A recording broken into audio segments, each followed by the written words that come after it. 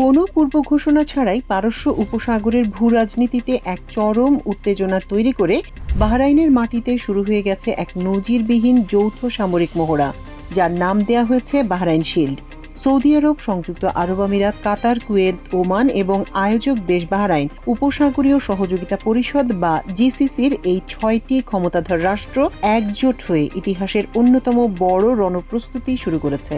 আকাশ, স্থল আর জলপথ 3 বিভাগেই চলছে লাইভ ফায়ার ড্রিল। গত 28শে জুলাই থেকে শুরু হওয়া এই 3 দিন ব্যাপী মেগা মহড়ার মূল উদ্দেশ্য কিন্তু কেবল কুচকাওয়াজ বা শক্তি প্রদর্শন নয়।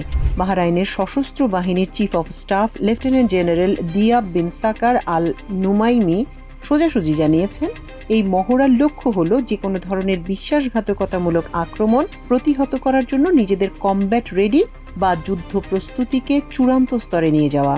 6টি দেশের ভিন্ন ভিন্ন কমান্ড সিস্টেমকে এক ছাতার তলায় এনে একটি সমন্বিত গালফ মিসাইল ডোম বা যৌথ ক্ষেপণাস্ত্র প্রতিরক্ষা ব্যবস্থা গড়ে তোলার পরীক্ষা চালানো হচ্ছে এই মহড়ায়।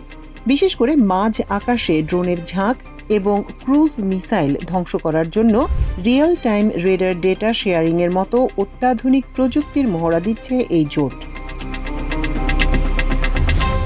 কিন্তু এই আকস্মিক সামরিক সংহতির পেছনের আসল প্রেক্ষাপটটা কি? এর পেছনে রয়েছে আমেরিকা এবং ইরানের মধ্যে চলমান এক রক্তক্ষয়ী সংঘাত।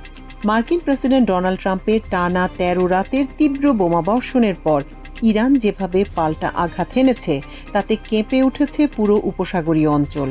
ইরান শুধু মার্কিন সামরিক ঘাঁটিতেই হামলা করেনি, বরং তাদের রেডার ও ড্রোন হামলার কবলে পড়েছে বাহরাইন, কুয়েত এবং জর্ডানের মতো আরব দেশগুলোর বেসামরিক অবকাঠামো, বিলাসবহুল হোটেল, এনার্জি প্ল্যান্ট এবং আন্তর্জাতিক বিমানবন্দরগুলো। যদিও ওয়াশিংটন এবং তেহরানের মধ্যে বর্তমানে একটি সাময়িক যুদ্ধবিরতি বা সতর্ক শান্ত পরিস্থিতি বজায় রয়েছে, কিন্তু আরব দেশগুলো খুব ভালো করেই জানে যে কোনো মুহূর্তে এই শান্ত পরিস্থিতি আবার নরকে পরিণত হতে পারে। আর সেই মহাবিপদের কথা মাথায় রেখেই নিজেদের নিরাপত্তা নিশ্চিত করতে ময়দানে নেমেছে এই 6টি দেশ।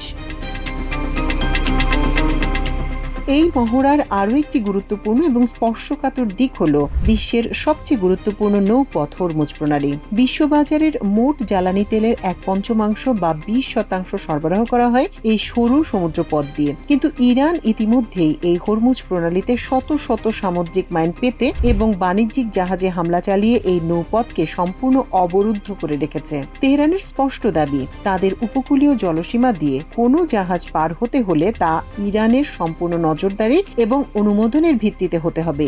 এই অবরোধের ফলে সৌদি আরব এবং আমিরাতের মতো তেল উৎপাদনকারী দেশগুলোর অর্থনীতি মারাত্মকভাবে হুমকির মুখে পড়েছে এবং এই বাহরাইন শিল্ড মহড়ার মাধ্যমে আরব বিশ্বের এই দেশগুলো সরাসরি বিশ্ববাসী এবং তাদের প্রতিপক্ষকে বার্তা দিচ্ছে যে নিজেদের অর্থনৈতিক লাইফলাইন এবং নৌপথের স্বাধীনতা রক্ষা করতে তারা সামরিক বল প্রয়োগ করতেও দ্বিধাবোধ করবে না।